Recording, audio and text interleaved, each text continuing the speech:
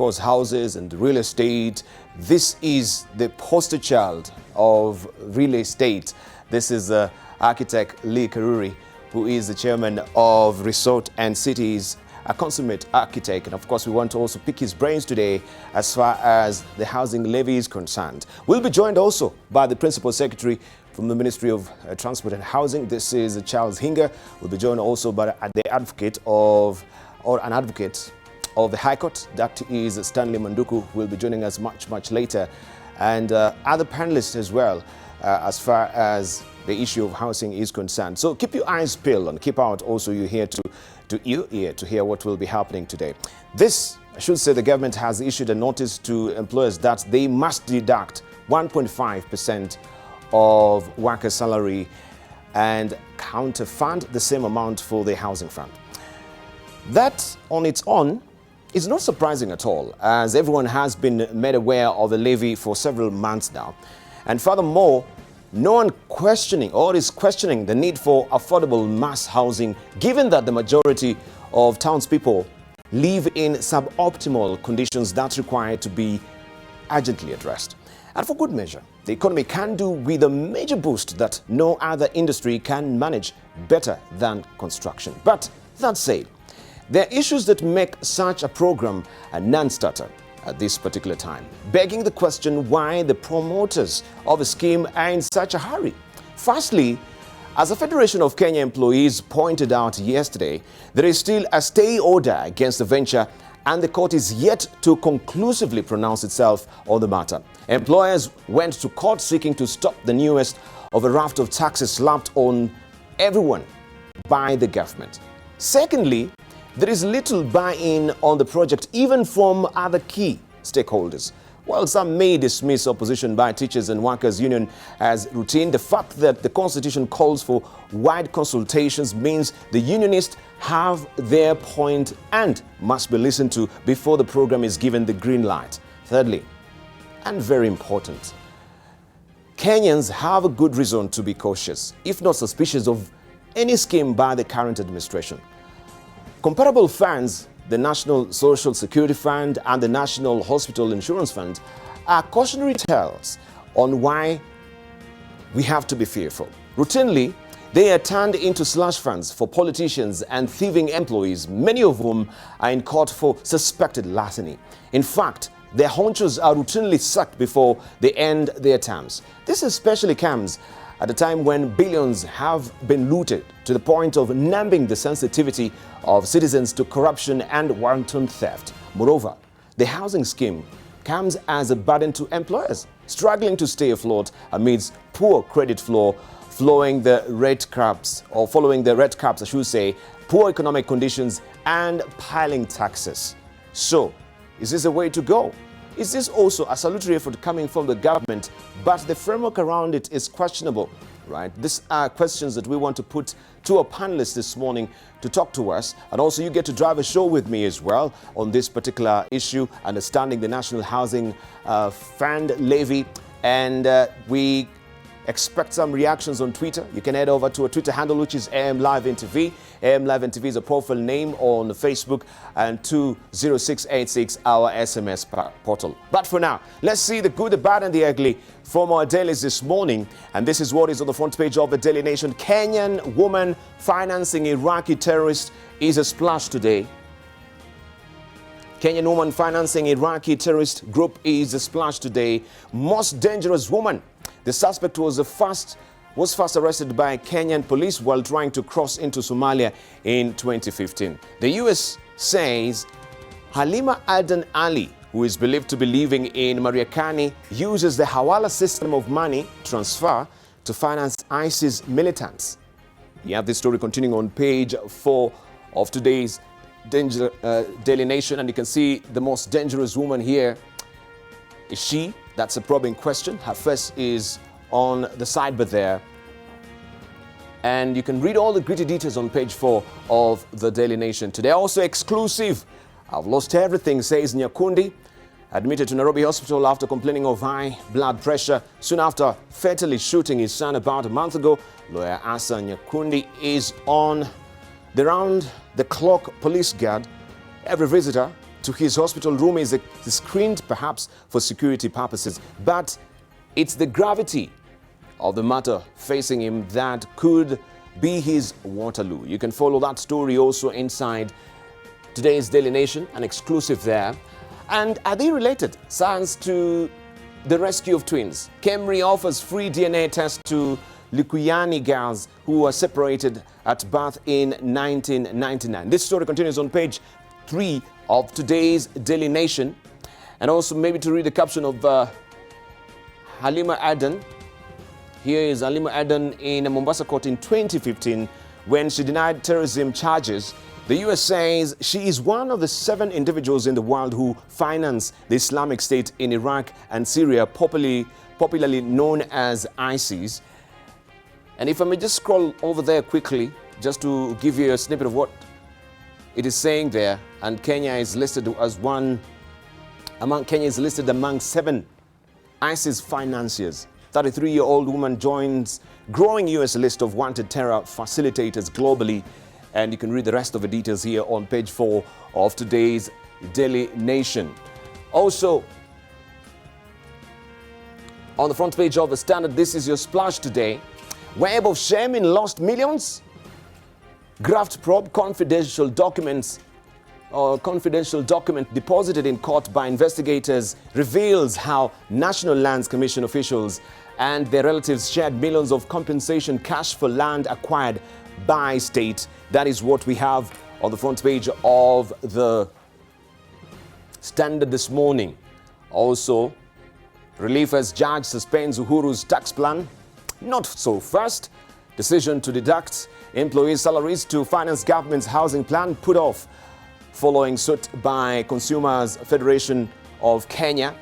And Kibaki man also fought graft, report says. This is what Martha Karua is saying here. You can follow the story on page 4 in today's Standard.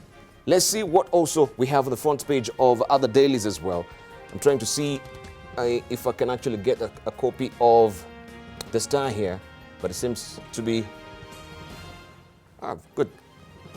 It was actually acting up, but now here we go. Ruto raids Raila Joho territory in race for 2022. That is a splash that we have here. Mount Kenya region uncertain on who to support. Deputy President has recently crisscrossed Western and Coast regions in a clear strategy to woo local votes. You have this story continuing on page 4 and 5 of a Star this morning. And you can see a related picture there. Webuye West MP, that is Dan Wanyama, Mumias East MP Benjamin Washiali, and DP Ruto at a church service in Kakamega last Sunday. That is the story. Also, Nairobi Hospital sacks CEO over tender rows. Nairobi Hospital yesterday sacked CEO Gordon Odundo. In a memo dated April the 17th, the hospital told staff it had terminated Odundo's services. The Board of Management, or I can quote it, quote unquote, the Board of Management, after due consideration of all the relevant factors pertaining to the office of the Chief Executive Officer, unanimously resolved to terminate the service contract of Gordon Odundo Otieno as the Chief Executive Officer of the hospital effective immediately. And this story continues on page 6 of the Star this morning. Also, water shortage looms as Ndakaini Dam level drops. Nairobians should brace for tougher times after the cholera outbreak in several states and the alarmingly low water level at Ndakaini Dam. The weatherman has further muddied the waters with the warning that there will be no rains anytime soon. This story continues on page 23 of the Star this morning. Also, create PM post, abolish woman rape, says Mutua, abolish the county woman rape post and introduce a rotating woman-only MP position in each county instead. Machakos Governor Alfred Mutua proposed yesterday. You can follow the story on page 26 of This is the Star this morning. Let's see also what we have on the front page of other dailies and try and see if I can also pick up the People Daily for you. But let me go to the Business Daily and show you what is on the front page of the Business Daily. Inflation fears as shilling weakens to 3-month low. That is a splash. And you can follow the rest of the story also inside the Business Daily. Cost of living. Weaker currency makes it costlier to import items such as oil and food. Also, Kenya faces worst drought in 38 years. This is on the ticker. The dry weather witnessed in the long rains season from March to May will be the worst in 38 years, worsening food shortages, water scarcity, and piling pressure on electricity bills. This story continues on page 6 of today's also Business Daily. Creative innovation, and you can see how they turned out yesterday, creating beauty from waste. And these beauties here are members of the Warembo Wasanii, displaying their clothes, shoes, and fashion accessories that they create out of waste plastic wrappers collected from dump sites. Like many other Kenyans, they have come up with creative and innovative ideas that solve everyday problems like preventing border accidents, controlling pests, improving farm productivity, and bringing sanity to the matatu sector. That is on the front page of the Business Daily today. Aside the story, NLC officials' spouses face action over 110 million shillings scam. That is another story you can follow on page 4 of the Business Daily this morning. The Taifa Leo is holding this for you. Ushuru wa Kenya wachemka. This is about the housing levy. Mahakama ya mizozo ya kiviwanda yapiga breki utekelezaji wa kodi hiyo tatanishi. That is what the flag reads on top there. And you can see also the face of the FKE Executive Director. This is Jacqueline Mugo. And the rest of the story continues on page 2. Actually, they joined the case of Kotu on this particular case of the house levy fund that Kotu had filed in December. And we know now the latest development about it. We shall give you all the gritty details of this also in our news bulletin this morning. Bashir sasa atupwa jela ya wahalifu sugu na wanajeshi. You can follow this story on page 2 also of the Daily or Taifa Leo. This is the Swahili version, I should say maybe, of the Daily Nation. Let's see what we have also in other dailies. I have a hard copy of the People Daily. Tough questions as housing levy blocked. That is what we have on the front page of the People Daily this morning. Tax burden. It says the Gazette notice effecting deduction this month draws anger, protest by both employers and employees, even as court holds order pending determination of the case before it. You have this story continuing on page 17 of the People Daily this morning. Also, Rot Atlans catches up with Swazuri, it says. You can see on top there, this story continues on page 6 of the People Daily. And what Kenyans want to know, maybe those are some of the probing questions regarding the levy itself. It says safeguards against fraud. Why is deterrence for those mandated to manage the funds so lenient in case of misappropriation of contribution? That's one question. Also, allocation of house. What is a guarantee contributors will be allocated a house or full refund of contributions plus accrued interest? That's another question. Also, forced contribution. Why should the state force salaried persons to contribute if they are servicing a home loan or already have a house? That's another question. Job security. Will employers absorb cost of their contribution without laying off workers or slashing other benefits? That's another one. Why now? That is also a probing question. Is it a priority at a time when the country is facing economic crunch with nationwide drought that threatens millions of Kenyans? That's another question. And of course, also, maybe if you look at the Business Daily, this is a reality on the ground. Inflation fears as shilling weakens to 3-month low, right? So how will also this really pan out in light of what also we're taking right now? 4.35. This is the inflation rate in March. The shilling hit a 3-month low yesterday, triggering fears of fresh rises in consumer inflation. Persistent weakness of the currency now poses the risk of pushing up inflation while subjecting households, especially the low-income ones, to deeper misery of more expensive import items such as oil and food. That is the reality on the ground, as we can see also on the front page of the Business Daily this morning. Just trying to put my ducks in a row here a bit.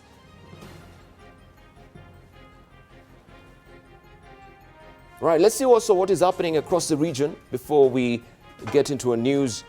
We can begin in Rwanda, where we have a New Times. New farm takes over 5 billion Rwandan francs Nyandungu ecotourism project. This is what is on the front page of the New Times. Also, you can see here the construction underway. And also, Rwanda received hepatitis drugs donation from India is on page 5 of the New Times if you're waking up in Rwanda. Let's see also what we have on the front page of these other dailies. Mwananchi in Tanzania.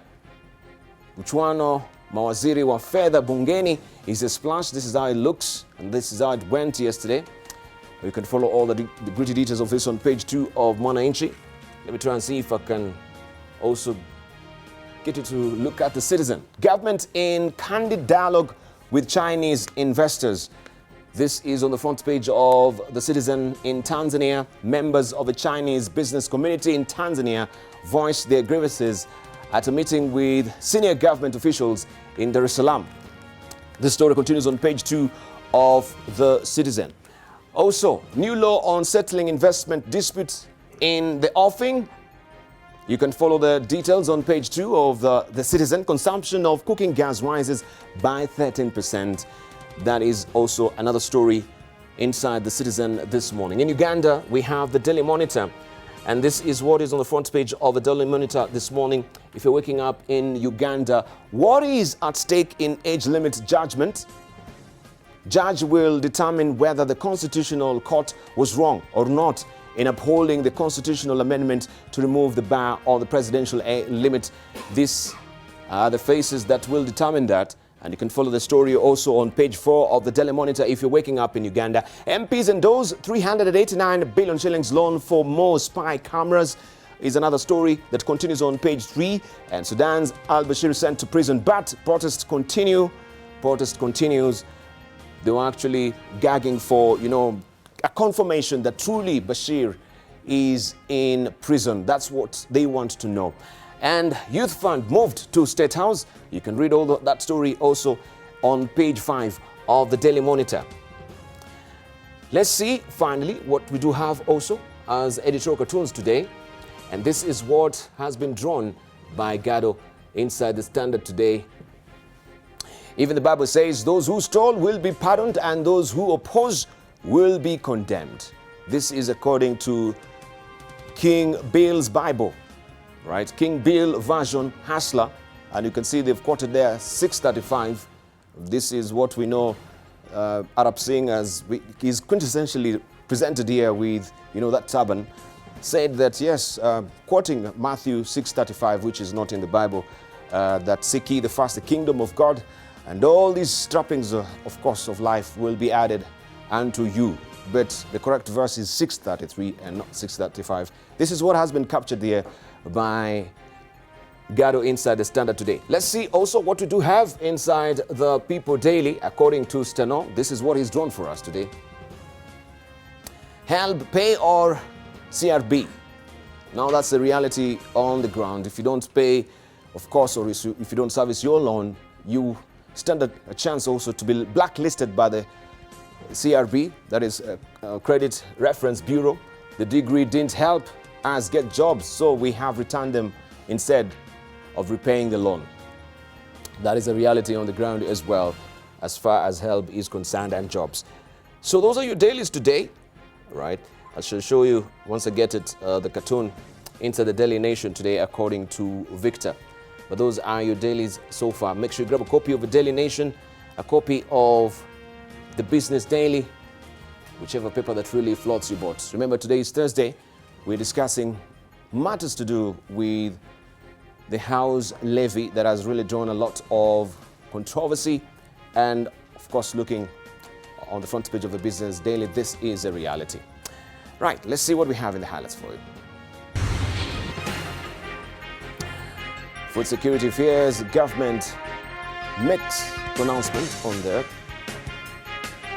unwanted housing levy. Court stops government from effecting deductions, and Congo boat tragedy, 50 people killed as boat capsizes.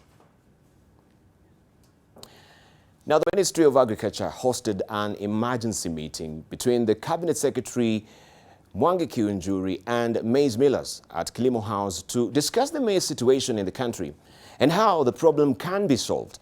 Amidst food security fears due to the delayed start of the long rains, the Ministry of Agriculture has resolved to release at least 2 million bags of maize to bridge the current shortage in the market and in turn stabilize the soaring price of maize meal.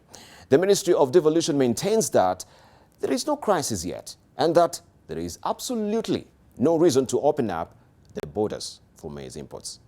We are facing today has not reached the same level as in 2017. 2017, we had 3.5 million Kenyans affected. We had the majority of our counties in alarm stage. That's why the president declared drought and national disaster. Today, we have majority of our counties in alert stage. The situation is certainly very, very bad indeed, because as we have also seen, it's not only shortage of food, but also shortage and serious lack of water. The long rains have not just delayed, but will fail. And if you look on the ticket as well, Kenya faces worst drought in 38 years. This is going to be, a really biting one. The dry weather witnessed in the long rains season from March to May will be the worst in 38 years. Worsening food shortages, water scarcity, and piling pressure on electricity bills. This is the story that you want to follow also on page 6 of today's Business Daily.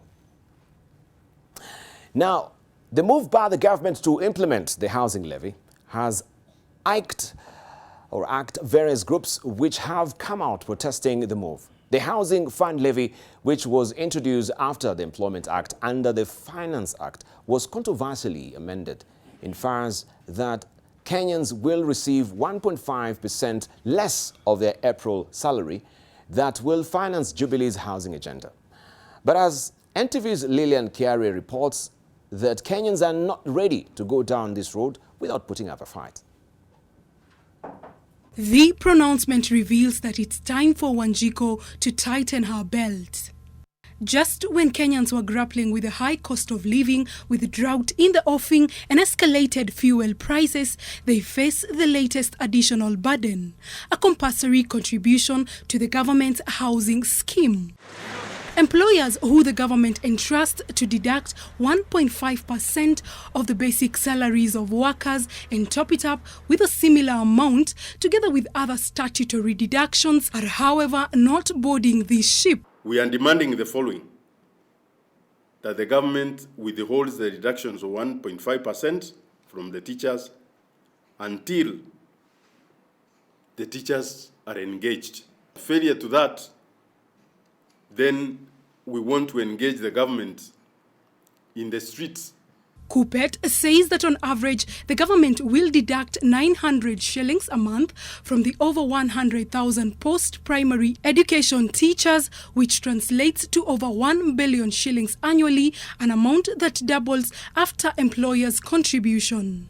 If a house costs about an average of 3 million, then in a year, they can only build a house, 720 houses for teachers. What is that? This program does not make sense. In a statement yesterday, the Kenya National Union of Teachers warned, and I quote, "If any deductions are effected on teachers' salary, parents should prepare for longer holiday with your kids. No school will open if government deducts a penny from teachers' pay slips." End of quote. The Nation Media Group management also puts its weight on the government's directive. This issue about the housing levy has been bulldozed by the government. As far as I'm concerned, what I would ask the government to do is to say, please respect the courts, please respect the court verdicts, and let the case be heard in court and be determined one way or the other. If the court determines that is a legal levy to levy, that's okay. Further, the Labour Court today issued fresh orders temporarily stopping the government from implementing the 1.5% levy after the Consumers Federation of Kenya moved to court to stop the levy, which they dubbed oppressive. The case is set for mention on the 20th of May, together with that filed by the Central Organization of Trade Unions, KOTU, and Federation of Kenyan Employers. The government insists that under this program, a one-bedroom house will be priced at 1 million shillings, two-bedroom house will go for 2 million shillings, and a three-bedroom house will go for 3 million shillings. In a statement, Principal Secretary for Housing and Urban Development, Charles Ihinga, said, and I quote, "This is not a government measure, but a government-supported contributory scheme which will earn a return based on the overall return of the fund." End of quote. Lillian Kiarie, NTV. Now, the government noticed that contribution to the National Housing Development Fund due by May the 9th, contrary to court orders, has led an already overburdened taxpayer almost to the brink. Now, the Jubilee administration is once again seeking to forcefully impose another tax on the citizenry before laying what the experts say is the proper groundwork for the scheme. NTV's Olive Barrows explores why this is of particular concern in a country where past government initiatives have run aground after padding the pockets of a crafty few fat cats. The Jubilee administration's latest scheme, the National Housing Development Fund, is already suffering a massive lack of public confidence even before the plan gets off the starting blocks. The Federation of Kenya Employers, the Central Organization of Trade Unions, and the Consumer Federation of Kenya all opposing the levy as presently packaged in court. But just like the value-added tax on petroleum products last year, President Kenyatta's government appears bent on bulldozing it through, not even bothering to pretend to employ a democratic system. Honorable members, will as many as are of that opinion say aye? Aye. Will as many as of a contrary opinion say nay?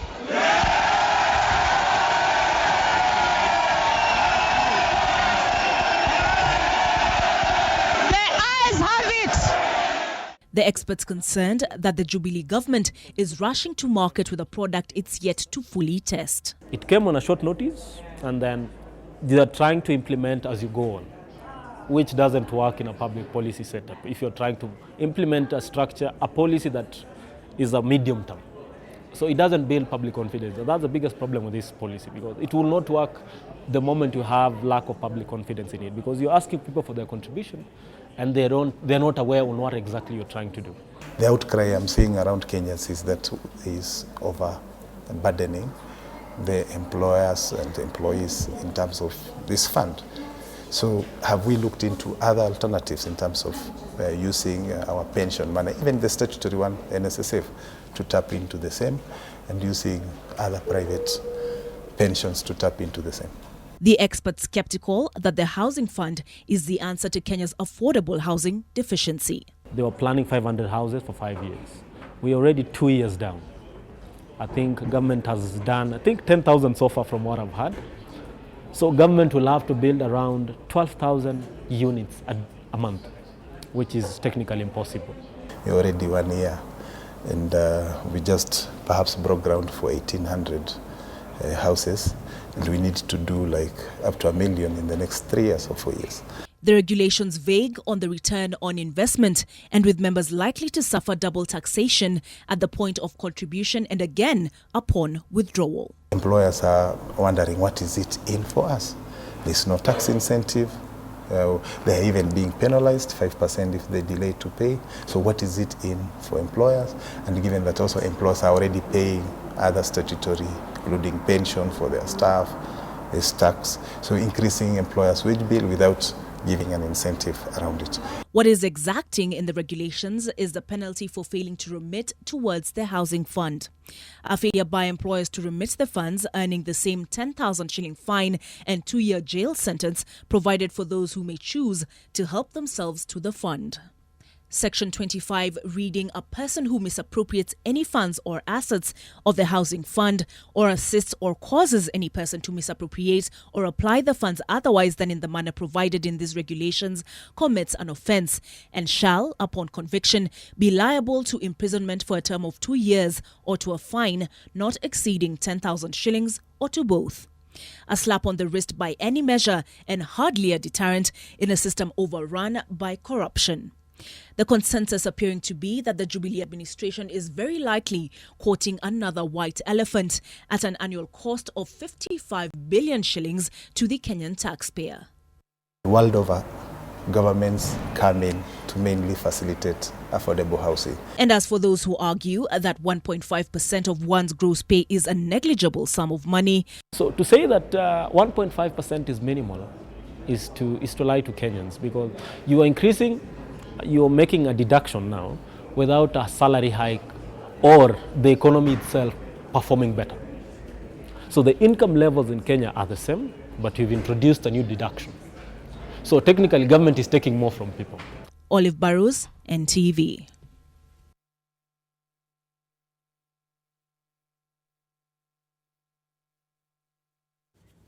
Right, and of course we want to buckle down to our discussion this morning. That is, of course, a story that really acts as a segue to our discussion today, getting to understand or to understanding this particular levy by the government. And we know the latest development as far as the injunction by the court is concerned. So the government may not go full steam ahead and try to deduct this come the end of the month. But where did this actually get started from, and where is it headed to? That is what we want to know this morning. And allow me to introduce our panelists who are here this morning. If you joined us at the top of the hour, I'd introduce to you Lee Karuri, who is the chairman of Resorts and Cities, and is a consummate architect as well. We have also a board member from the Federation of Kenya Employers. This is Mike Masharia. We do have with us as well Stanley Manduku, who is an advocate of the High Court. Also, we do have with us Patrick Obath, who is the vice chair of KEPSA Foundation, also managing partner at Adam Smith International. We're eagerly waiting for the principal secretary. This is of Ministry of Transport and Housing. This is Charles Hinga, to join us also in the course of a program, as he had promised actually to do so. But nonetheless, we continue with the conversation apace. First of all, let's just begin with you, Lee, on this particular development and what the courts did yesterday. Do you hail it as something that should have been done by the courts? Let me first say this whole agenda of housing has been a key agenda for a long time. This is not the first time that the housing agenda has been discussed. Even the previous government, efforts have been made because the housing situation has been pending for a long time. And therefore, the idea of looking for solutions and trying to bring in the concept of a housing fund as a way of mobilizing resources, as a matter of principle, is a good idea. I think where the challenge is coming is how to operationalize and addressing the fears and the concerns of the stakeholders who are going to be involved, the employers and other people. And therefore, what you see and the reactions that you are getting means that several organizations, stakeholders, and the citizens have not fully understood how this will work, how it will be implemented, and how eventually it is going to benefit them. And those issues need to be addressed. And therefore, the organizations have a right to actually be understood and explained for, and therefore going to court was a symbol or a sign of people, institutions who want to be heard and who want a complete discussion for them to buy in and get confident. So what I would say is that this court ruling is part of the process of democracy, and it gives the government and all those institutions an opportunity to sit down and address the issues that are pertinent and have been raised, so that as we move forward, the confidence and the support for this program is complete. So that engagement and that complete discussion and a conversation until every institution says we are confident that it will work out well is important. Yes. All right. Federation of Kenya employers have also, moved on to join the KOTU's filing, of course, of a stay order on this particular development as well. And of course, you weighed in heavily on this. I haven't seen Jacqueline Mugo also on the screens, trying to make sure that this particular move by the government is not affected. But first of all, do you actually hail it, or do you think this is a salutary effort coming from the government itself? Thank you, Debarl. First of all, the court action yesterday was not the first one. Yes. You will recall when the Finance Act was passed and signed into law by His Excellency the President, KOTU, together with FKE, did move to court, and that was in December of 2018. And we got an order stopping the implementation of this levy as we know it. Those orders were extended earlier on in the year, and we were waiting for a mention of the court case on the 20th of May, only to be surprised by a KRA notice in the newspapers. However, even before that, there was a notice in the papers that was purporting to create an advisory board. That was sometime in January. And we did move to court challenging that. Then out of the blue, the notice was withdrawn. So we do support what COFEC did yesterday, but at the same time, it's not new. Now, on the other side of it is, as Lee has pointed out, it is the how. We, as a federation, were very excited when we saw the Big Four agenda unveiled. And we thought this is a very good idea for the development and social welfare of the people of Kenya. But how to go about it then? Every time there is a new government initiative, you propose a tax to employers. Every time there's a new government initiative, propose a tax to employees. We are finding ourselves in a situation where we are suffering from tax and levy fatigue. Yes. And I'll give you an example. We've just had the enhanced social security laws that was passed 2 years ago. There's a proposed National Hospital Insurance Fund enhancement. At the moment, we are talking about a housing levy, and every time you're talking about dipping more into the pockets Yes. of the employees and the employers. So it's becoming very, very difficult to invest in the country and also do business as an employer. The other thing is that we are seeing this tax as not being equitable.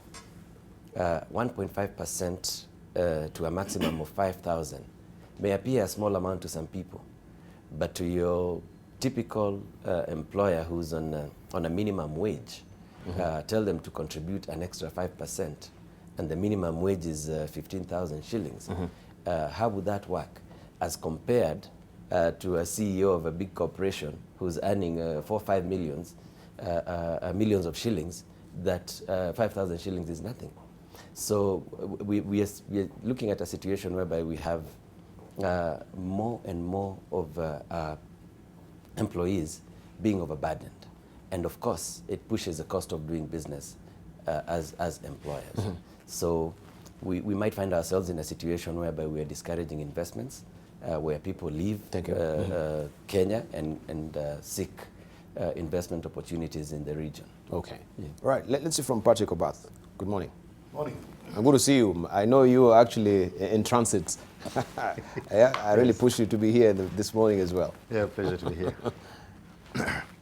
I think just taking from the previous two contributions, the objective is noble. Yes. It's very noble, and I think we've had institutions that have been put in place. The National Housing Corporation is a perfect example. That was supposed to actually build affordable housing for Kenyans for years. But why isn't it doing so? Why don't we have the National Housing Corporation involved in this? Yes.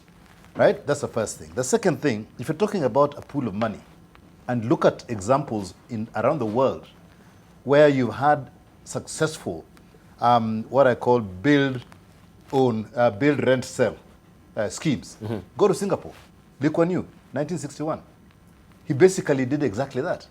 He set up a board, which is a National Housing Corporation equivalent, and then and then there was money available, which was basically from the Social Security Fund, and they built affordable housing, and it was affordable from two reasons.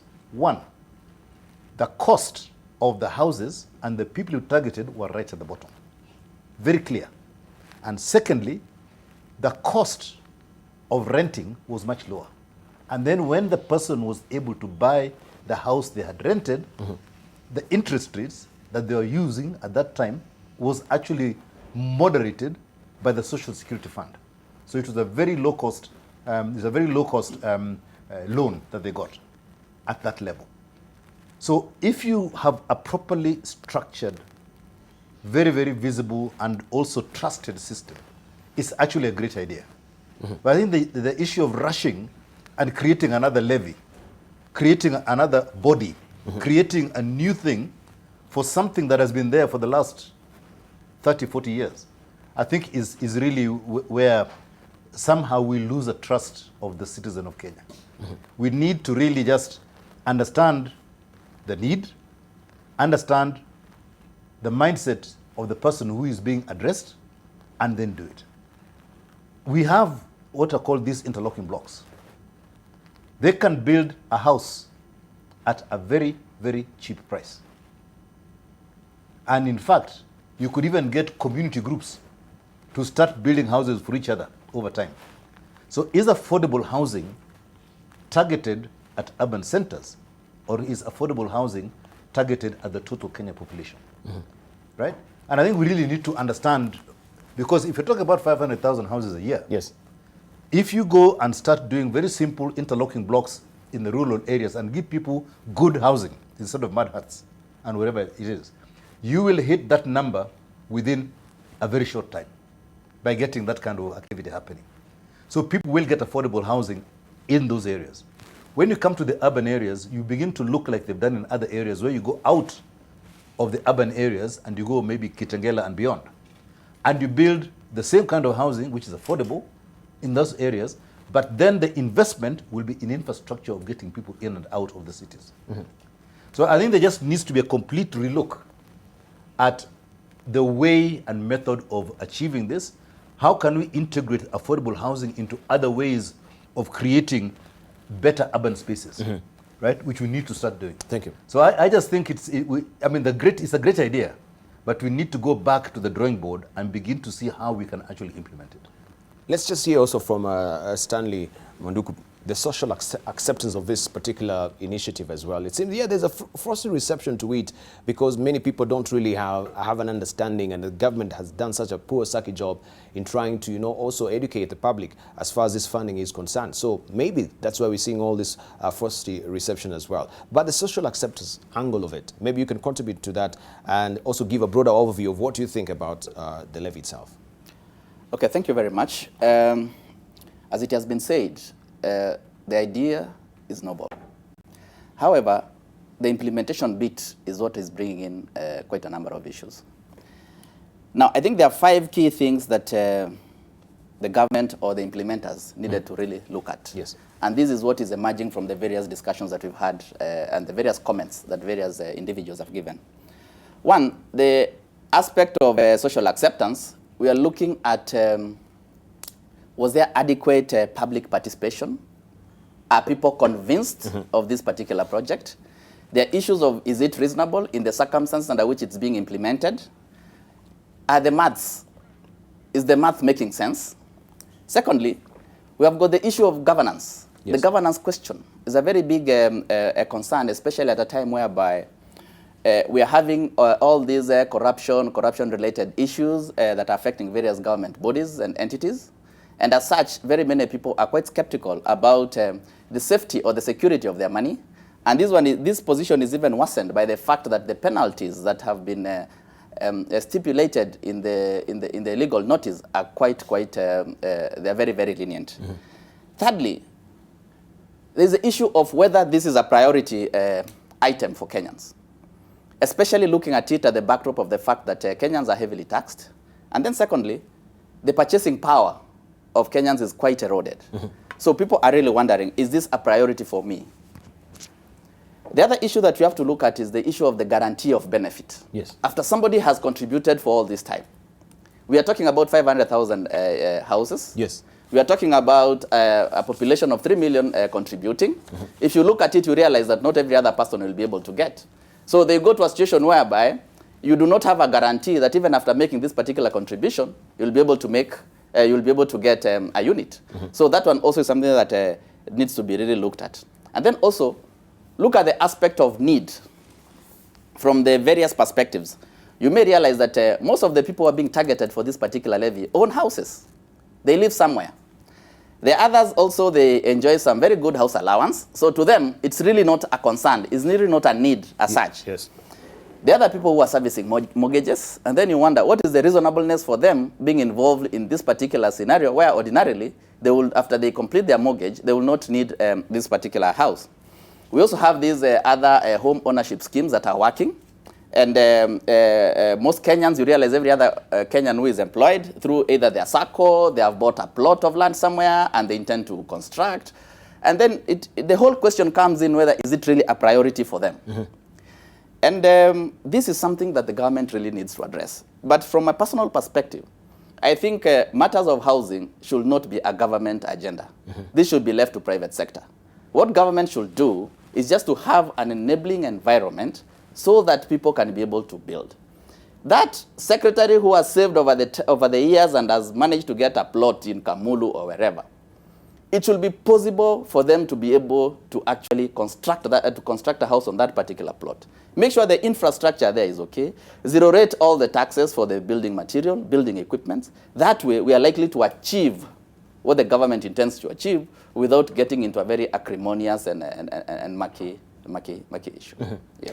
Right. Maybe we can just try and get granular with this and try to see also from the housing fund regulations, which were gazetted by Housing Cabinet Secretary James Macharia on December the 17th, 2018, revealing curious also elements about the funds that is one of the Jubilee's administration's so-called Big Four agenda for economic takeoff. They state a person who will be allocated a house will take it as a loan with a definite repayment period. The person will also need to buy and finance an unspecified insurance cover. These are some of the details that people also are questioning. What are these, right? And maybe also we can hear from Lee Karuri on this. From that particular regulation, you've attested to, and we've had most of you saying, yeah, public participation is a key component that is missing from this particular levy. But when we have such, questions that people are raising about insurance cover, they don't fully understand. What is the way to go? Now, as we have agreed, almost all of us here, it's a noble idea. And the how-to, when it comes to the houses that are being built, the whole process of balloting and ensuring that you have a fair process of getting to the rightful beneficiaries is a very important process, because the houses are going to be a few compared to the number of contributors. So a criteria that is fair needs to be very, very clear.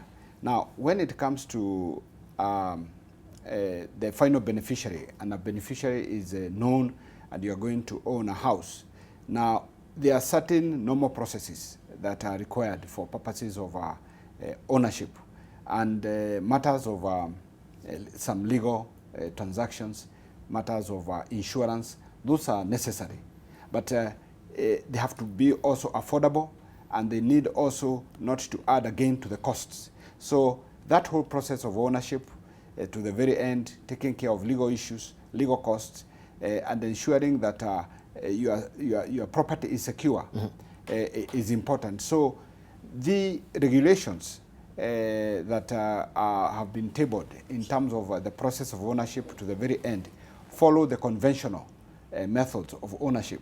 What is important is to ensure that they are basically very affordable And they are very simple, not complicated, and you are secure. The property you have is secure in your hands. So that is what we need to guard using those regulations. The balloting and ensuring that the beneficiaries are the rightful people is important, because what happens, and we have seen, is that you have got something for public good, but the eventual beneficiaries are people who are not deserving.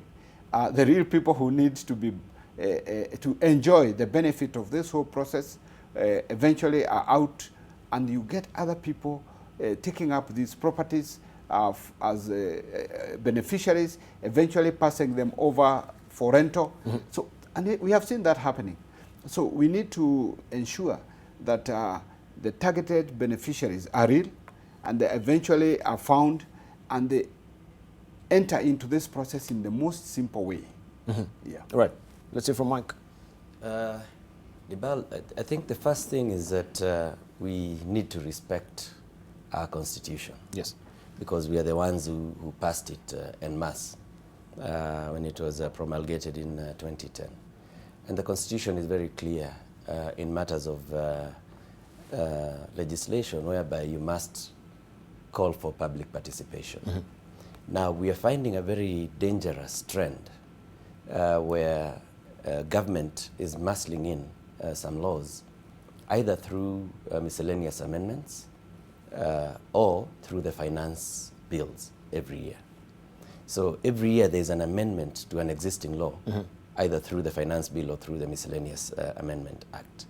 And that is not good, because the government is the first custodian of the constitution, and it should basically lead the way in showing that it respects the rule of law.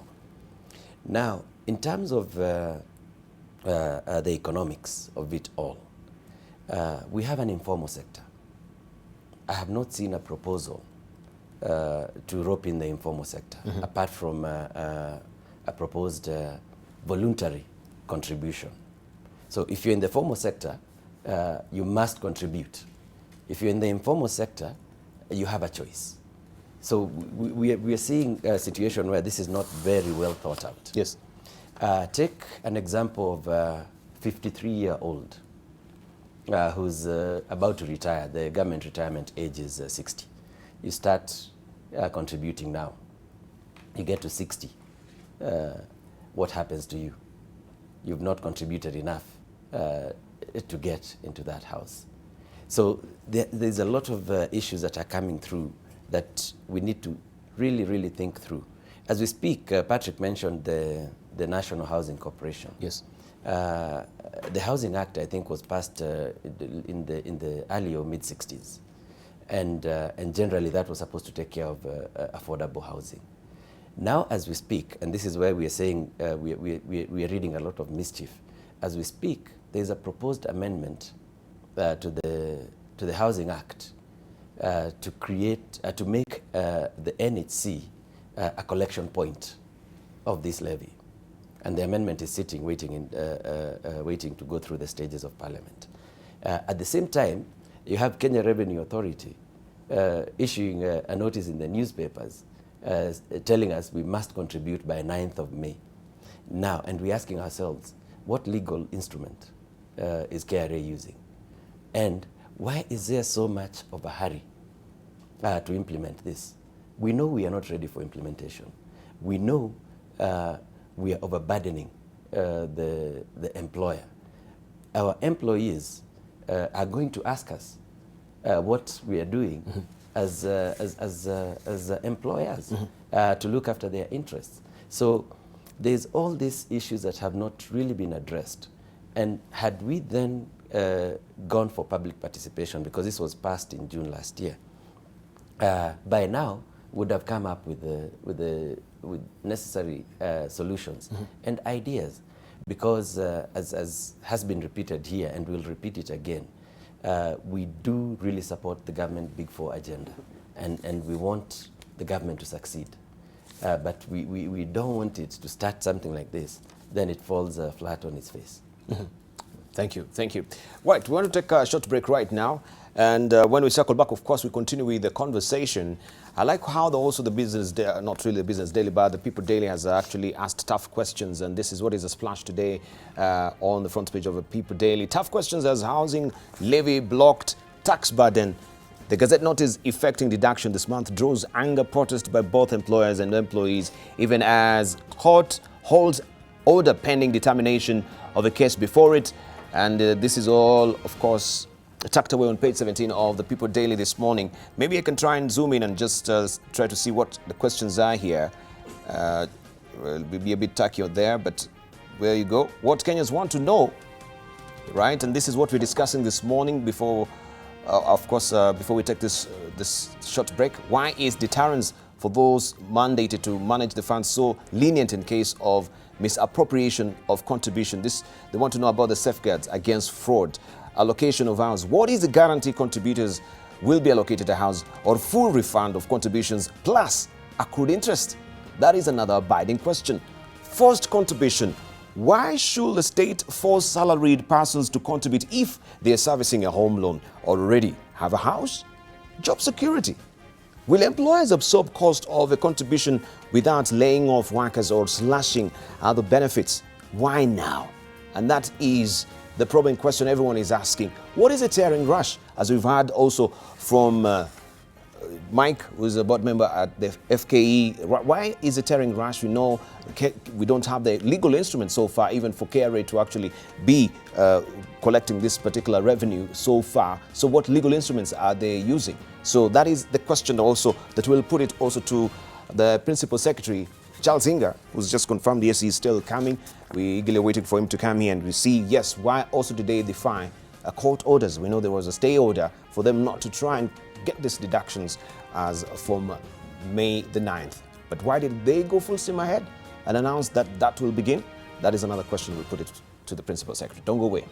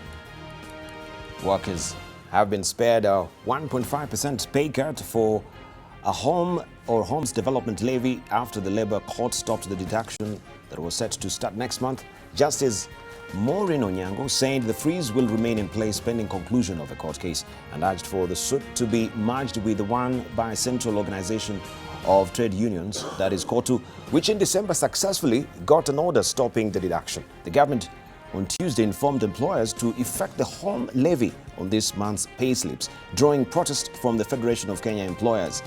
In the latest case, Consumer Federation of Kenya, COFEC, through lawyer Henry Kurauka, saying the housing fund levy is unfair, oppressive and discriminatory to many citizens who already own houses, retrenched workers and disabled people, low-income earners and those about to retire.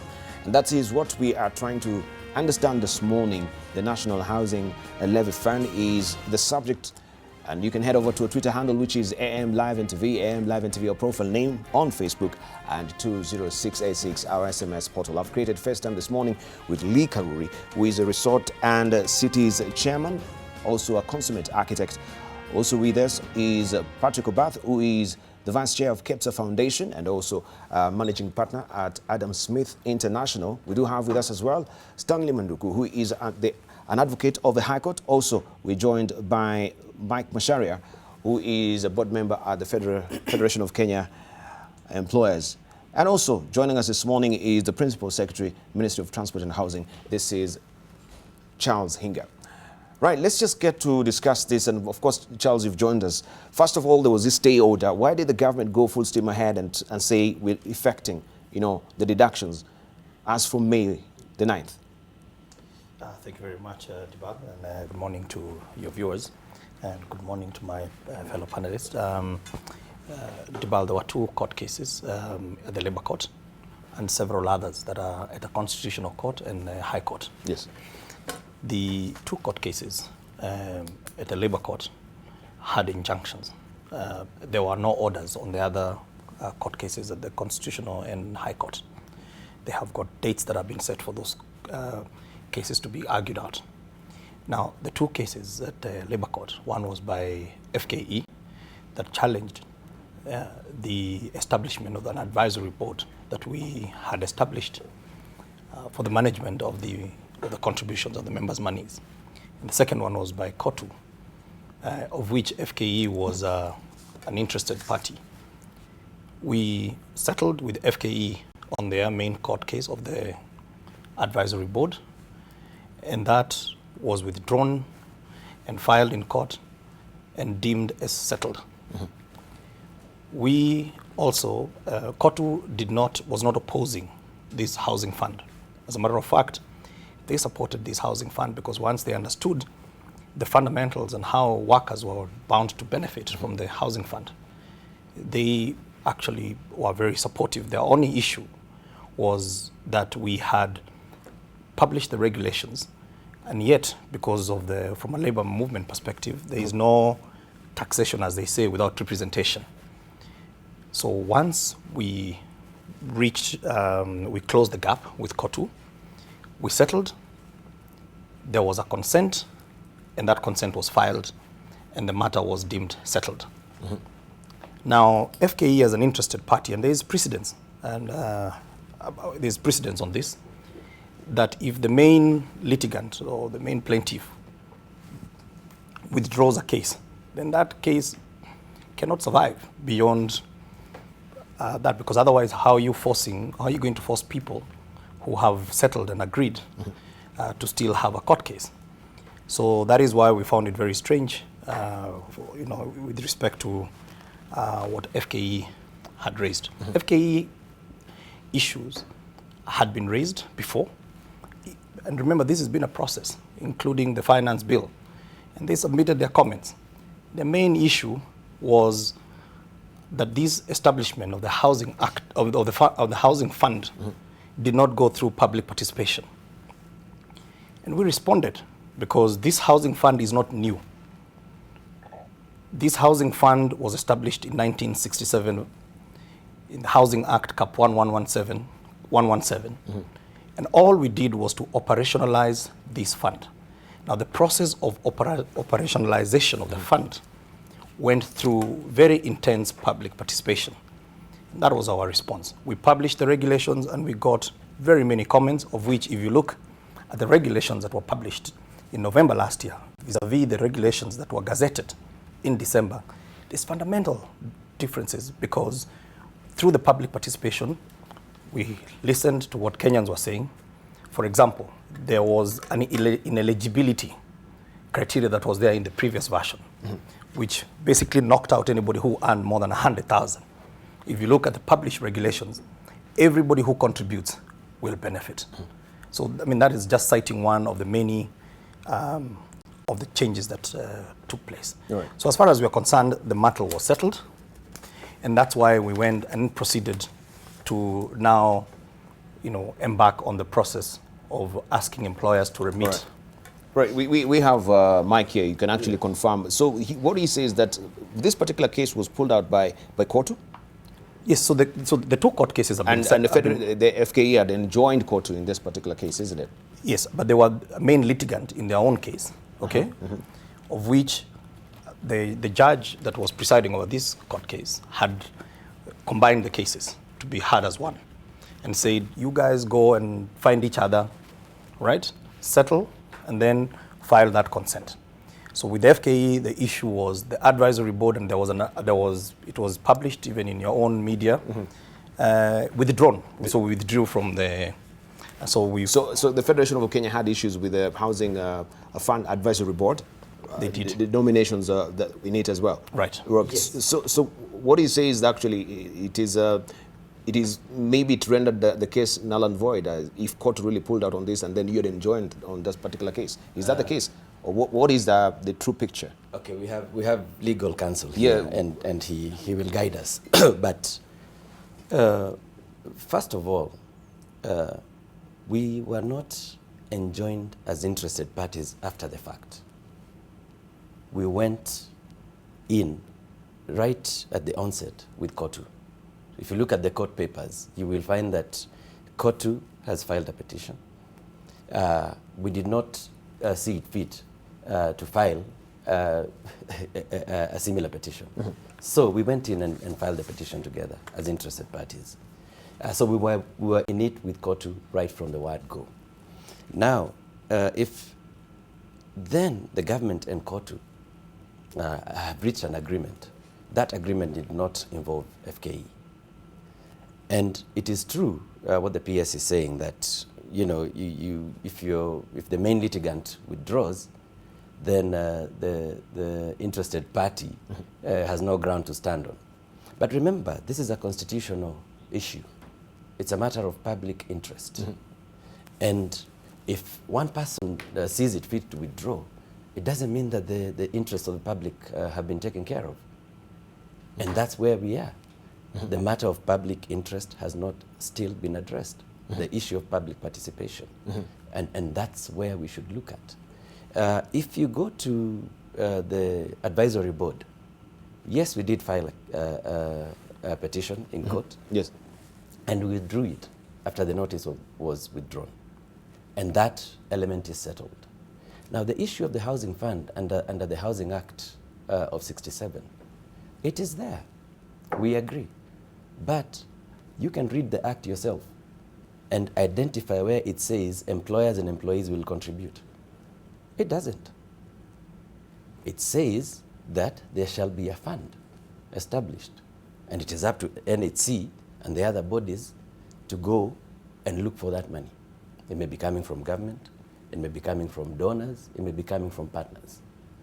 So I think it's good to let the public in on the whole truth. All right. Yeah, let's not give 50% of the information. Right. Stanley, we have, of course, the Principal Secretary saying that there was a public participation on this.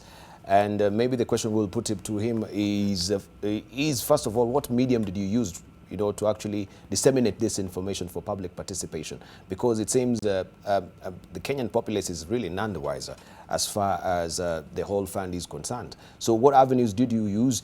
And in terms of what you're hearing on the legal playouts, the litigants, pulling out, and FKE, and what he says right now is this is a matter of public good, so it takes precedence. Even if the litigant pull out of this particular case, where are we left at as far as the courts are concerned? Okay. I think the first thing is that I've not had the benefit of looking at the various court papers that were filed in court. And so my advice will just be generally on such issues. People go to court, yeah? And they craft their pleading based on what they consider to be the cause of action. When you look at the matter before us, you realize that there are quite a number of interests. We have got COFEC, it had its own interests. We have got FKE, it has got its own interest. We had KOTU and all these other players. We have a principle whereby if there's a matter before a court, and based on that action, there are quite a number of people who are challenging it. And in order to save judicial time and to make sure that we don't have different decisions from the different courts, we have got a concept of consolidation of these issues, of these suits, so that all the issues that have been presented by the various players or the various parties to the case can be canvassed and a final position given. Whether the issue that FKE was challenging was the issue of the advisory board, whether that matter was settled, the base upon which the act was withdrawn, it does not mean that there are no other issues of concern by other parties. And a court will always decide a case based on the pleadings before it and the evidence that has been tendered. It may be true that the issue of the advisory board, which ached FKE to go to court, was resolved by the withdrawal of that particular notice. But the concerns of COFEC have not been dealt with. The concerns of KOTU maybe have not been effectively dealt with. Even any other Kenyan can be able to approach a court by dint of the rights under the Constitution and actually question any action of government. So I may say that in that particular broad framework, and in view of the fact that we really do not know what cause of action took who to court in that respect, yes, and based on what you've read in the newspapers and what you've had and the concerns that are being raised, it is very clear that there is still some aspects that the courts need to make a determination upon. That's why even I'm told as late as yesterday, we still have an injunction that was issued.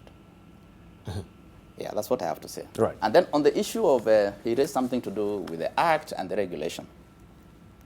One thing I have to say is that a regulation is what we call subsidiary legislation.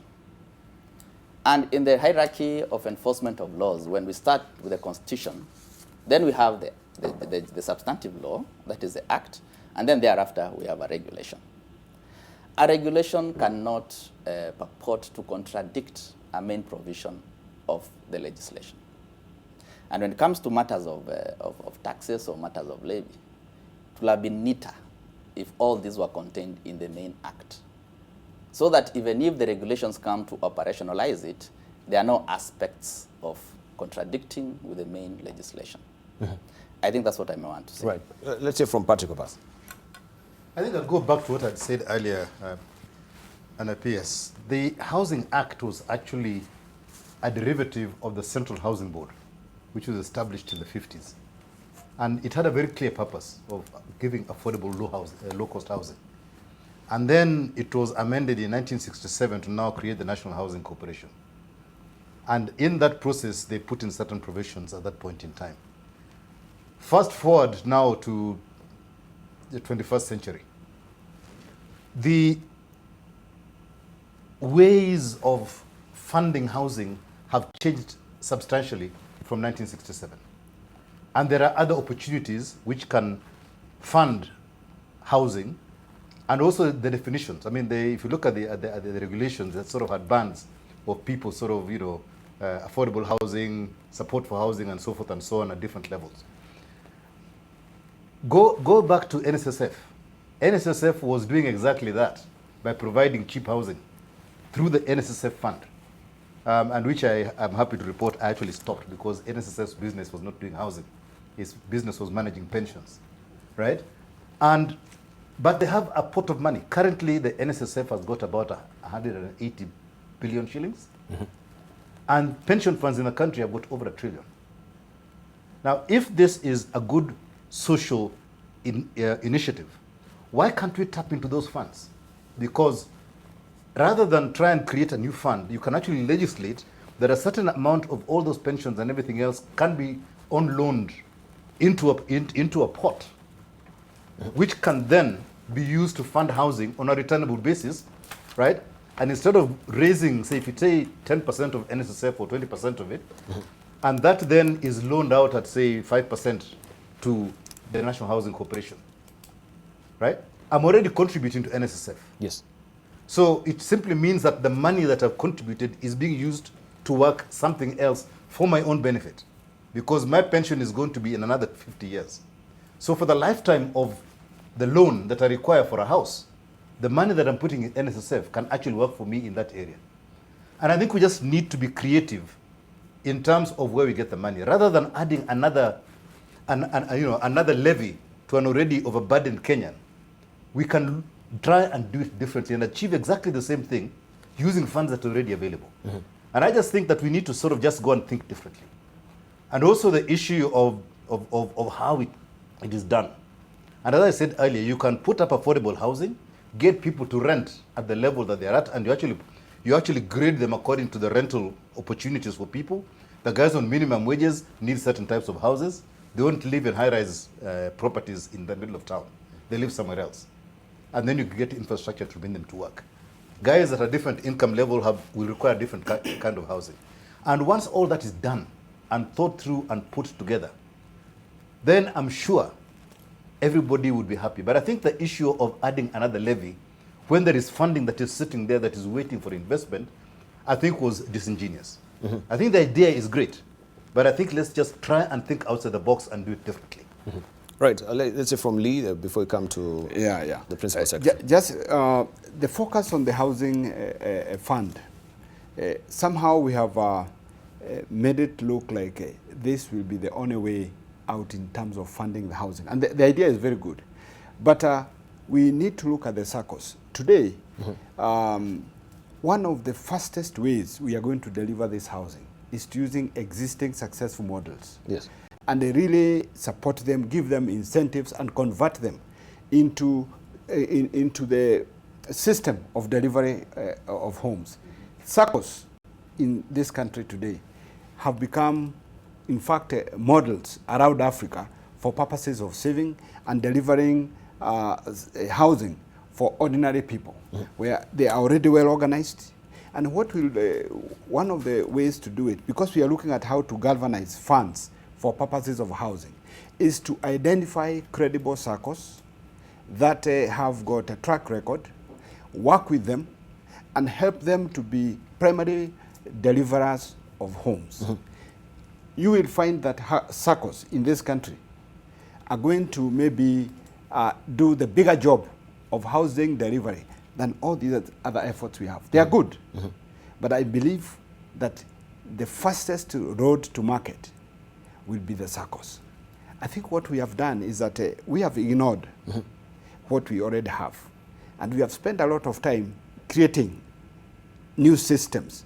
What we need is both. Create the new system, make it work, because this creates a new opportunity. Yes. And then make the housing fund work, address all the issues that have been brought, including governance issues. Yes. You see, there's a lot of fear now around management of public funds. That's one of the biggest fears people have. Sometimes they may express this fear through other means. But one of the biggest fears is that this could be another fund where we are not accountable anymore. Our money will be lost. I'll never get my money out. I don't know where we shall end.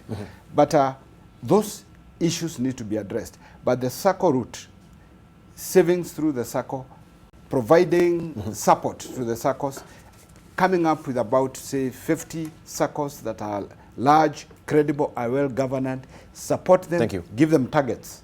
We are going to go very far. We're going to go very far. Yes. Maybe you can respond to some of this, and maybe also to just tap into what Patrick was saying. Aside from NSSF, also there is an unclaimed asset as well. And we know Treasury had announced that 3 billion shillings has not been claimed in this country. And that, and I know much more has actually, it's actually around the 250. About 20 billion. 20 billion right now, right? Since they actually reported 3 billion, it has risen to 22 billion. So what are we doing to such funds, which we know people have not really claimed so far? And what is the mechanism around it? Can we tap into this instead of coming to Kenyans again, to dig deeper into their pockets? Right. So thank you, Debarl. And I want to, let me just litigate the issues that have been raised first, and then I respond to that. Okay. So the first issue is that my friend from FKE raises is the legitimacy of the employer-employee contribution. The same Housing Act, which I have seen he's opened, in Section 6 of that Housing Act says that there shall also be paid to the corporation and carried to the housing fund all such monies as may from time to time be voted or appropriated by Parliament. This went through a parliamentary process. There was a vote. We can discuss and debate about how that vote was. Today we have a Finance Act of 2018, of which these monies were voted. That's number one. Number two, allow me also to read some case law in terms of the precedents. There was a case by ZMS and another director of public prosecution and two others in 2014. And the land judge made the following pertinent observation. He says that if the substantive parties to the petition have seen no need to compromise it, how can a secondary party, the interested party, strong as his interest may be, force them to revive it? I see no logic nor any law that will grant me jurisdiction to force them to relitigate a matter they considered closed at the behest of an outsider to the principal issues of the litigants. I rest that issue there. Now, let me then come to my friend Chairman. We have looked at all options. The pension funds, we've got a couple of limitations. One, as much as they are swimming in cash, like NSSF I think has almost close to 300 billion shillings today. The statute today does not allow them, first of all, to invest more than 30% into one class. Secondly, we have a systemic issue, which is they invest majority of their money through listed instruments. Today, a T-bill is at what, 12, 13%? How are we going to build houses at 12, 13% and make them affordable? And bearing in mind that we still have other issues of land, which is obscenely expensive, cost of construction, and so on and so forth.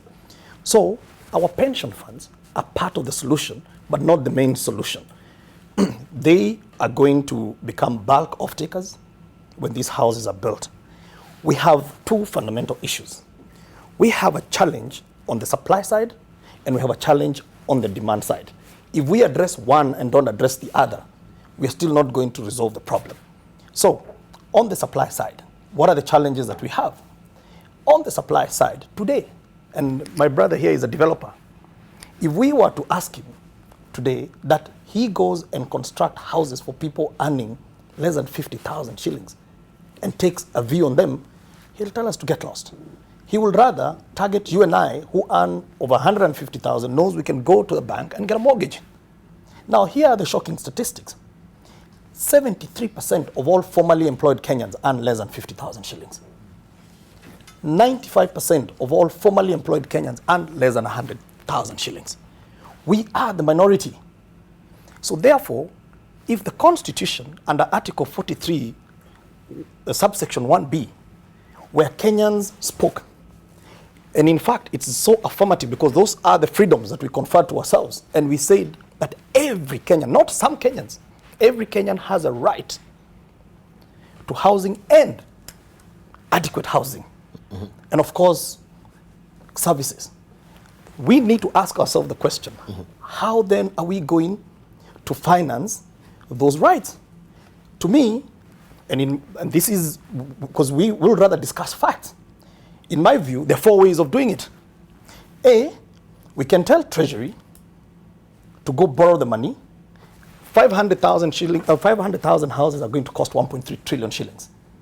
So they can go borrow the money. 2, they can go and issue sovereign guarantees. A sovereign guarantee is as good as debt. It's going to add to our indebtedness. Number 3, they can raise taxes for Kenyans. Now, Robin Hood tax, okay, Debarl, yes, means that when your payroll today, your PAYE, you do not have a direct right to that, because we use that money to build a house in Lodwar or somewhere else, perhaps a place you'll never be able to go, or provide last mile connectivity to somebody using your taxes. The 4th one is the PPP model. Now, the PPP model, and this is what, if you look at the manifestos of the 2 main parties in the last election, they all had provision of affordable housing. Incidentally, they all said we were going to provide 500,000 houses. They told Kenyans that. And both of them said we are going to do it through PPP, because they all knew the challenges we have in our borrowings and taxes. Therefore, the question that we should be asking ourselves is, how do you create a PPP framework that is, because in this case, you're asking an investor to put in their cash. And how are they going to get paid? Now, that is my forte. That's my background. My background is on project finance and PPP. And I have done a couple of them. But let's just look at one that we have done very successfully. We build our roads using a PPP framework. What do we have? We have a fuel levy that goes into a fund. We build SGR. We have got a railway levy where we are putting in that money. That fund becomes ring-fenced, and it becomes the object of off-taking, and therefore immunizing the investor from the market risk. That is why they call it a PPP. Public is doing something. In our case, we are providing land. We are providing infrastructure. We are not building the houses. The private sector is going to come and invest, build the houses, and when the houses are ready, the fund is going to buy. So I would like us to confine ourselves to, if these constitutional rights that we confer to ourselves are still valid, if Vision 2030 that talks about by 2030 we will have to be a mid-economy country, that we ought to provide ourselves, with decent houses as one of the many social and economic rights, then the question that we should be debating here today is, how do we get there? I like some of the ideas that are coming out there. Perhaps we need to expand the scope, but our view was the contribution. And why the contribution? Because the contribution confers a direct right to you. You either get a house. If you don't get a house and retire, you get back your money. 2, if you don't, the earlier of retirement of 15 years, you get back your money. In the process, you still retain the right on how that money is used. You can elect to assign that benefit or confer that benefit to your son, so that when they come out of university, they have a degree and they have a house. I think we need to look at a larger part of the population. Okay. I think where you're looking at is a very narrow section. I think there's different models that can happen. If you go outside of the urban areas, and I think we've been focusing on employed people, which is how many people? Almost, in the formal sector is only about what? 2.4 million, right? The informal sector is another 16, right? So if you look at the informal sector, which is spread across the whole country, and I said earlier on, if we go for interlocking blocks and stuff like that, get communities to actually start building houses in those areas, spread across the whole country, right? No PPP, nothing. Just communities empowered with technology, which they can use and be trained to do that, right? We could build a hell of a lot more houses for the country. And we're doing that. Right? Now, that is not even coming out, right? And that really needs to be the focus in terms of where we can spend money and get the best impact. So we to do that, you need a hydroform machine. Exactly. We were previously buying hydroform machines from South Africa, which were about 8 odd million. We have gone to numerical machines. Yes. Thank you. We've got numerical machines that has made now a Kenyan-made hydroform machine, right? Which you're distributing. I'm aware of that. Yes. That has not been brought up. And then I agree. It is not out, but that is the biggest. That's the biggest. And by the way, even in rural areas, we will still finance you, because you still need to finance you to get a house. And here is a financing package, because so I finish this part. Is that very briefly, because we need to hear also from Macharia. You get under this package, through this contribution, and you'll allow me to talk about the SACCO side, the contributions that you're making allows us to provide mortgages at 3% for those who are in the social housing. You spoke about categories. We have classified Kenyans based on income. So social housing earning less than 20,000, you get 3% interest, 25 years to pay. That can only be made possible through this contributory fund. 2, low-cost housing to mortgage gap, you get up to 7%. That is how we're bringing down the cost, plus 25 years. The plus 25 or 15 years? Up to 25. Okay. And by the way, we do even multi-generational. So if 25 years is not enough and your son comes and picks up, we are flexible. Now, on the SACCO, to finish... Just hold on the SACCO, because now we need to hear from these other guys as well. Mike, I saw you straining at the leash also to say something. The reason why I'm smiling, first of all, is that maybe PS, you were not here when I said we support the Big Four agenda. The reason why I'm smiling is that we are having this conversation on live TV, which we should have had a long time ago through public participation. And we are hearing that public participation is not important. But now the PS tells us he likes the ideas. There was public participation. Yeah, he likes the ideas. Now, and we met with you as well. Yeah, we did. We had a function at one of the hotels here. Not a function. You even met with your CEO in our office. Now, the other thing is, the PS has, told us that Parliament legislated. We were watching that clip about how Parliament legislated that law, where the ayes were louder than the nays and the ayes had it. Yeah, is that really legislating? There is a lot. Yeah. So let's be sincere and let's be let's tell Kenyans the truth. Secondly, he's picked out some judicial precedent here, and the judge there has not said anything that is not the position of the law. It is the position of the law that, and I said that when the main litigant withdraws, the interested party is left holding the baby. But we are talking, and I repeat, of a matter of public interest, great public interest, through the Constitution, and we need to respect the Constitution. I know we are running out of time. The employer does not get their money back. We're talking about employees getting their money back. The employer under the scheme does not get their money back. What are they contributing to? You don't get money back because you have an obligation to provide housing. Exactly. Now, Section 30 of the Employment Act. And that obligation is the one that we want to discuss. All right. Yeah, we can't have it imposed upon us simply because Parliament legislated. Or the law requires you to. Is it the law requires us? Yeah, it does. Right. Yeah. Okay, let's hear from Stanley Mandugo. Yeah, I think what is emerging, I think the PS has brought in quite a number of insights on the various considerations that was going through them. But one of the biggest challenges that we must accept is what we had started with earlier, social acceptance. For any of our project this magnitude to take off, then there has to be social acceptance. And the concerns that are being raised by the Kenyan public need to be effectively handled.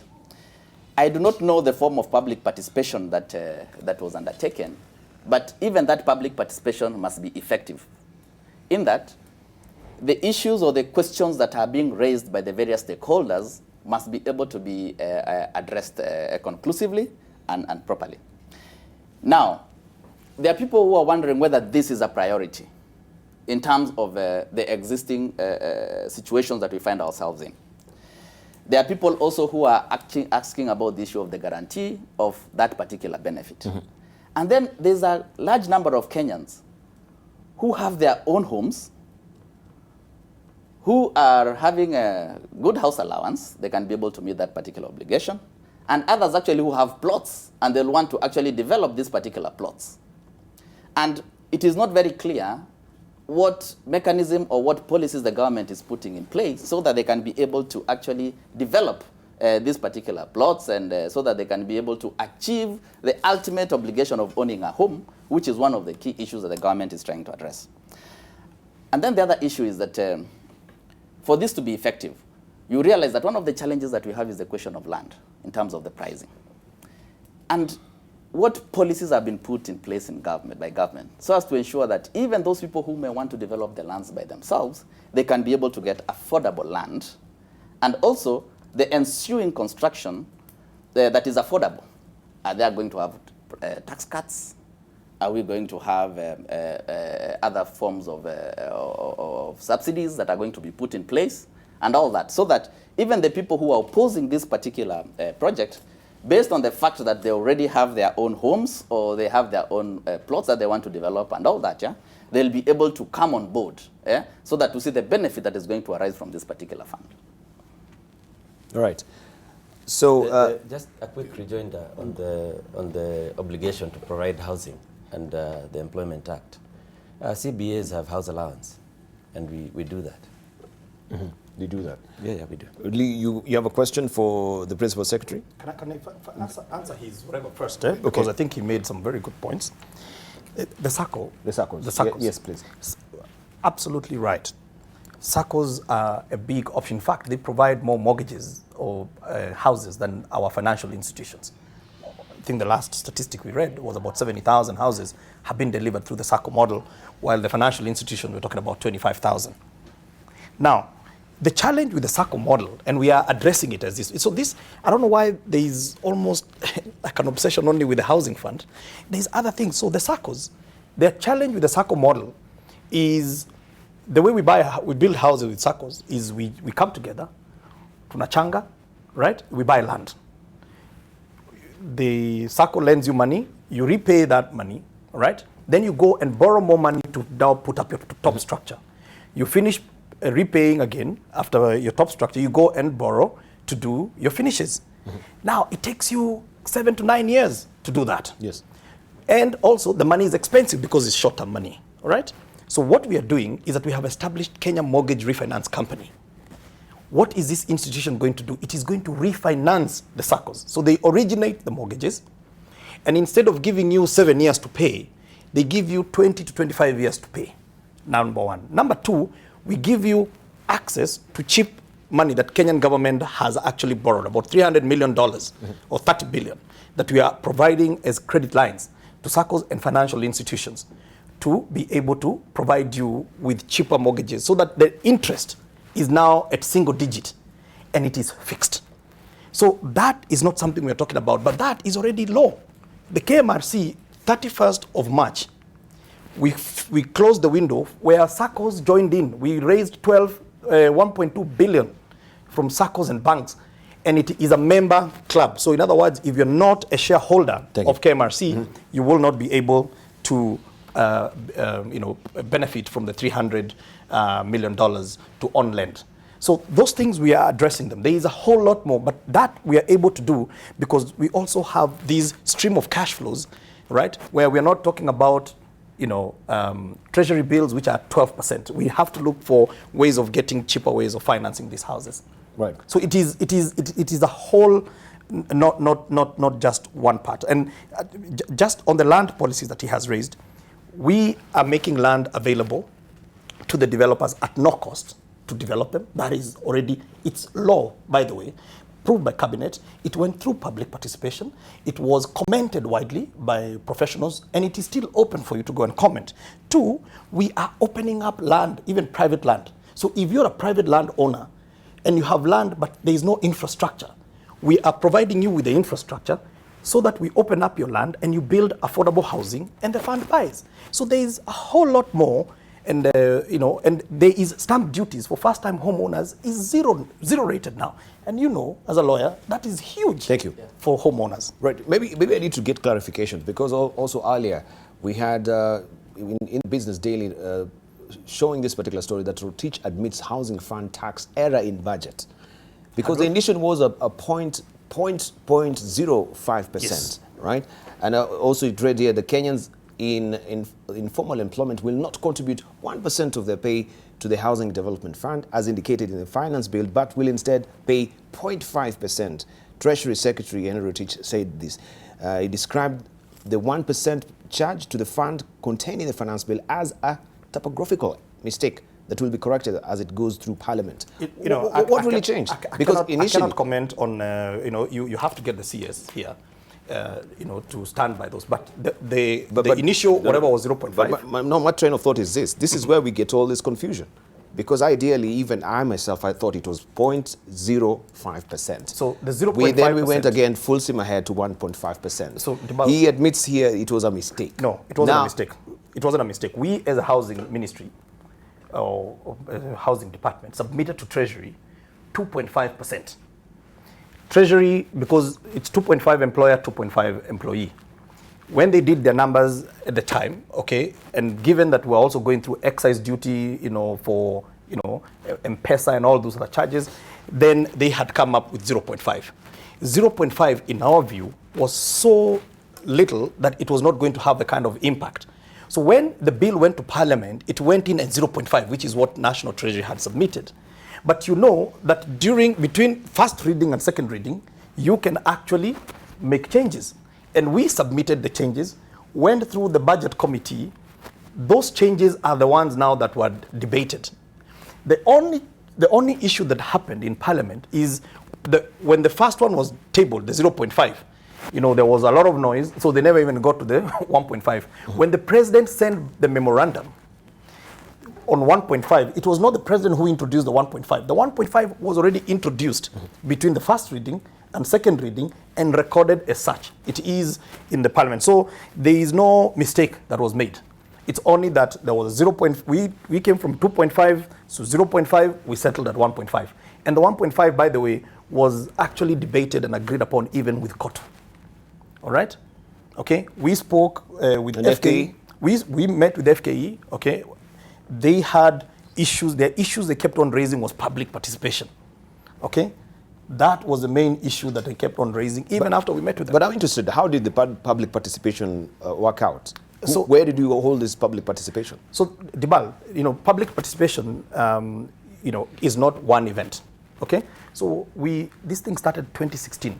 We have a housing survey where Kenyans said what kind of houses they want. That one is public document. There is a housing policy, but this particular one started with the budget making process. And everybody, when the budget was put out, the finance bill was put out, Kenyans commented, and we answered the questions. Then we came to the regulations. The regulations were published in media, they were published in our portal, and we received comments from labor unions, from employers. We received a lot of comments, and we took those comments into consideration. We have had many forums, and let me just put it this way, that there is a court case today, all right, that is going to determine whether there was adequate public participation. Thank you. So I would rather we leave it there so that they are the ones who can debate as to whether we did enough public participation. On the area of governance, one of the key areas of focus right now by public is on the use of public funds. Looking at the history we have had with NSSF, NHIF, issues with the youth fund. All these are public funds meant for public good, but we have run into problems with management. In fact, now mismanagement has happened, money has been lost, and public confidence has eroded. How are you addressing that so that it's watertight and we do not have eventualities where the fears right now about potential misuse of these funds actually happens? It's a very big concern with the corruption issues, and what are the systems that will safeguard this fund, not just now, but into the future? Right. So this fund, and that's why we set up the advisory board. And again, they litigated, okay, something that I thought was good, because we were trying to introduce even more openness and governance. By FKE sitting in the advisory board, by KEPSA, which we invited you to sit in the board, by the Bankers Association, by COTU, by NAT sitting in the advisory board, it means that we have, and you have the option of electing men and women of integrity. Because KEPSA, we were not dictating who you're going to employ, who you're going to second. But then it was shot down by FKE. Now, what we have is what is in the statute. And the statute limits the number of board members that we can have for the national housing. So these are some of the challenges that we're having, that even when we should be talking to each other and say, what did you have in mind? We are trying to bring in the confidence of Kenyans. And then the second thing is that money is not going to be managed by National Housing Corporation. There was a tender issued yesterday, the day before yesterday. You saw it. The custodial services, the fund managers. This money is not going to sit somewhere where people are taking it. And by the way, and this should give you comfort, there will be no drawdown of 1 single cent unless the housing unit is completed.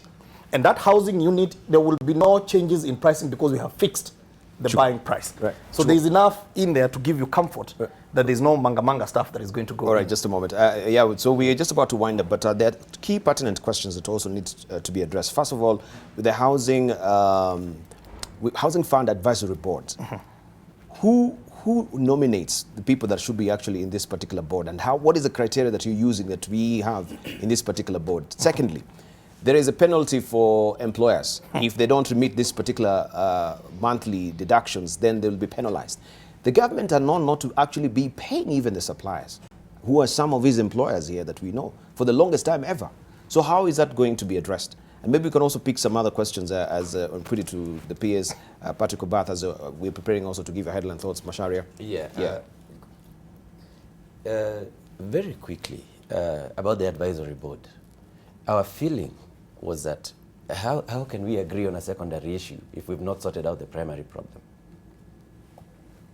And that was a premise at which we rejected the advisory board, because we need to agree on the mechanics. If you are rushing to amend the Housing Act, why didn't you amend that particular section if it's not if it's constitutional? And as we speak, and I said Debarl, there is a proposed amendment to the Housing Act that proposes that NHC should be collecting that money. There's no amendment. Yeah, I've seen it somewhere. There's no amendment. Yeah, and we'll pull it out later. All right. So generally what we are saying is that public participation is not about, it's not a political statement. It's not something that we feel good about that we did. Thank you. It's about sharing ideas. Right, thank you. And that's what we want to do. Right, Patrick, you got your last question or maybe a contribution? Mine is just a matter of process, and it's not just with this ministry, it's with the whole of the government. In terms of creating new legislation and new ideas, it is done in like a small closed room with a few technical experts within government. And then it is brought to us as a finished product. Your comments on what we want to do. But public participation would be a lot more effective if we say we have an idea. Come and sit down. Let us craft it together. And then work with it together all the way through to the finalization. We did this once with the Petroleum Act in 2001, where it was done jointly, all the way through. And it is one of the few places where the ERC is properly funded. You name it, the works, everything works. And it is supported by the whole industry. What was difficult about doing that? Thank you. As a process? Right, Stanley, your last one. Also, that will act as your one of the thoughts. issues that maybe I want the PS to really address is the issue, what are the mechanisms that they're going to put in place to support people who already own plots and they'll want to develop? Because that's one issue that has not really come out, and it's one of the concerns that quite a number of people are raising. Right. Maybe, Lee, you've got your final question as we're winding up? Yeah, we are looking at the role of the developers and the private sector to ensure that we are completely involved in this process. A lot of the developers at the moment are still looking the entry point. How do we participate and ensure that existing developers are fully engaged and find adequate space, incentives to really do their very best around this? Right. Answer those questions very briefly because we are we're stuck for time. All right. Okay. Thank you so much. Very briefly. My brother Patrick, actually we developed this structure together with the private sector. In the PIU, which is a project implementation unit, which is ordinarily supposed to be a government institution, KEPSA sitting there, Kenya Association of Manufacturers sitting there. We meet every Tuesday. So there's none of these ideas that are being done in a corner by a small group. We have had so many forums where we've called the financial institutions, everybody, insurance company, pension funds, and we shared with them and they gave us their ideas and we did it. So to be quite fair, and as I said, this is going to be litigated somewhere else as to whether there was adequate public participation. Stanley, and he was my senior, he was my house captain when I was a Form 1. So thanks for not asking very difficult question. But the issue of the mechanism of how plot owners, again, are well defined in the development framework guideline. Window 1 closed 14th of February, window 2 is open now. If you got a plot of land, you go submit it now in the portal bomayangu.go.ke/AHP. And then we are going to partner you with people that have got the capital and the developers who want to execute, and the fund will buy the units when they are ready. Thank you. Lastly, the last one. The last one for my brother Lee, the role of the developers. There is a lot of incentives. We worked with KPDA. They've given us last year, which some of the things that we were affected, and now we are working on even more. For example, the most painful tax for you is the cash flow tax, which is VAT, and that is what we want to litigate this year in terms of reducing VAT on inputs. Thank you. Thank you very much, Charles Zinger, who is the Principal Secretary, Minister of Transport and Housing. We thank you for coming through this morning to actually shed light on this. Lee Karuri, who is the Chairman of Resorts and the Cities, and also consummate architect, thank you for coming through as well. We want to thank you also Mike Macharia, who's a board member at the Kenya Federation of Kenya Employers. Thank you. Stanley Manduki, who is an advocate of the High Court. Thank you for coming through as well. And Patrick Obath, who is the Vice Chair of KEPSA Foundation and also Managing Partner at Adam Smith International. Thank you for coming through. Lots of tweets, I can see them. My director, she's telling me I'm under the gun. I cannot read all of this. But Diana, just one of them, so that I'm not in trouble with the viewers as well. We have Dennis Odala actually still on public participation, saying public participation ain't even an issue. There is the whole idea that this is not feasible, he said. He says that. And then we have now the public is participating and invited, and we say a big no. Government of Kenya should consider playing blackjack on the streets on a portable cartoon. Let's drop the pretense. That's what Kanye Gyoko is saying. Those are your reactions, many of them on social media, but we really appreciate also you driving the show with us this morning, and thank you to our panelists for shedding light on this as well. So this is a developing story. We'll put tails on it, and of course we shall also be giving you details of what is developing as well as far as the National Housing Fund Levy is concerned. My name is Debarl. Have a lovely day.